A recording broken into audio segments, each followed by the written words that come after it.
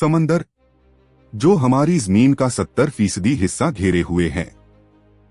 लेकिन क्या आप जानते हैं कि हमने आज तक अपने समंदर का सिर्फ 5% हिस्सा ही एक्सप्लोर किया है।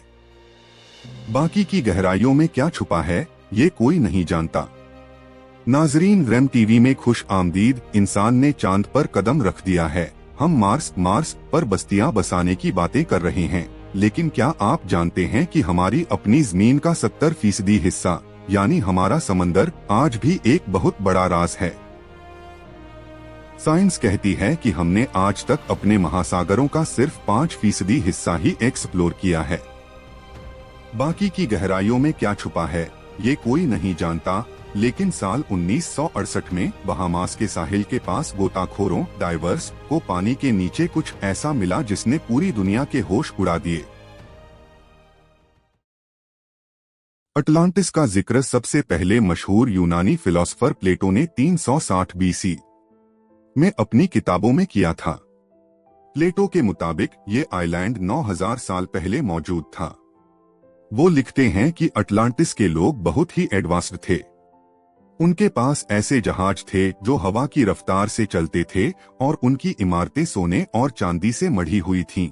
लेकिन सबसे हैरान करने वाली बात यह है कि प्लेटो ने अटलांटिस की लोकेशन पिलर्स ऑफ हरक्यूलिस के पार बताई थी, जिसे आज हम अटलांटिक ओशन कहते हैं। प्लेटो का दावा था कि अटलांटिस ने पूरी दुनिया को जीतने की ठान ली थी, लेकिन फिर महज एक दिन और एक रात के अंदर एक भयानक जल्जले और सुनामी ने इस पूरी सल्तनत को निगल लिया। हजारों सालों तक इसे सिर्फ एक कहानी समझा गया, लेकिन मॉडर्न आर्कियोलॉजी ने अब कुछ ऐसे सबूत पेश किए हैं जो इस कहानी को हकीकत के करीब ले आते हैं। साल 2011 में रिसर्चर्स की एक टीम ने स्पेन के कीचड़ भरे दलदलों के नीचे सोनार मैपिंग का इस्तेमाल किया। उन्हें वहां एक ऐसे शहर के निशान मिले जो बिल्कुल प्लेटो के बताए हुए डिजाइन यानी गोल घेरों पर बना था। साइंटिस्ट्स का मानना है कि ये शहर अटलांटिस के रिफ्यूजीज ने बनाया होगा जब उनका अपना आइलैंड डूब गया था। यही नहीं, अटलांटिक महासागर के बीचों बीच एक जगह है जिसे अजोरेस प्लेटो कहा जाता है। मरीन जियोलॉजिस्ट्स ने जब यहाँ से पत्थरों के नमूने लिए तो पता चला कि ये टैचिलाइट पत्थर हैं। ये पत्थर सिर्फ तब बनते हैं जब लावा हवा के संपर्क में आकर ठंडा होता है।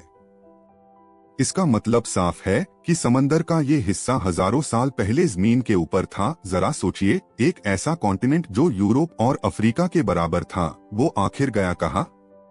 क्या ये कॉन्टिनेंटल ड्रिफ्ट का नतीजा था या फिर कोई आसमानी आफत?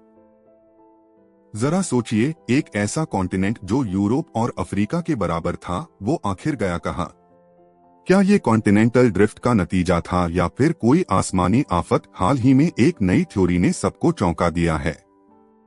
अफ्रीका के मॉरिटानिया में एक अजीबोगरीब स्ट्रक्चर है जिसे रिचैट स्ट्रक्चर या द आई ऑफ सहारा कहा जाता है। अंतरिक्ष से देखने पर यह बिल्कुल वैसा ही दिखता है जैसा प्लेटो ने अटलांटिस का हुलिया बयान किया था। ताज्जुब की बात यह है कि इस जगह के चारों तरफ आज भी नमक के निशान मिलते हैं, जो इस बात का सबूत है कि हजारों साल पहले यहाँ समंदर का पानी मौजूद था। कुछ लोग तो अटलांटिस का ताल्लुक बरमूडा ट्रायंगल से भी जोड़ते हैं। उनका मानना है कि ट्रायंगल के नीचे अटलांटिस की कोई ऐसी एडवांस्ड मशीन या क्रिस्टल पावर मौजूद है जो आज भी जहाजों और प्लेन्स के कंपास को खराब कर देती है। क्या मुमकिन है कि अटलांटिस के लोग आज भी समंदर की गहराइयों में किसी दूसरी शक्ल में मौजूद हों? रेम टीवी के नाजरीन, गौर करने वाली बात यह है कि दुनिया की हर बड़ी सभ्यता, चाहे वो मिस्र, इजिप्ट के पिरामिड हो या माया सभ्यता, इन सब में एक ग्रेट फ्लड यानी बहुत बड़े सैलाब का जिक्र मिलता है। क्या ये मुमकिन है कि ये सब अटलांटिस के डूबने की ही गवाही दे रहे हैं? आज भी जब हमारी पनडुब्बियां सबमरीन्स समंदर की उन गहराइयों में जाती हैं जहां सूरज की रोशनी तक नहीं पहुंचती, तो हमें नए नए राज मिलते हैं। अटलांटिस शायद महज एक शहर नहीं बल्कि एक चेतावनी है कि इंसान चाहे कितनी भी तरक्की कर ले, कुदरत के एक झटके के सामने हमारी हैसियत कुछ भी नहीं है।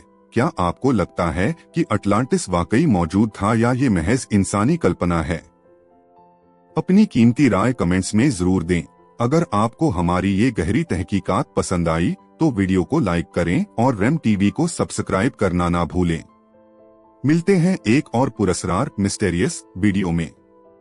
अल्लाह हाफिज।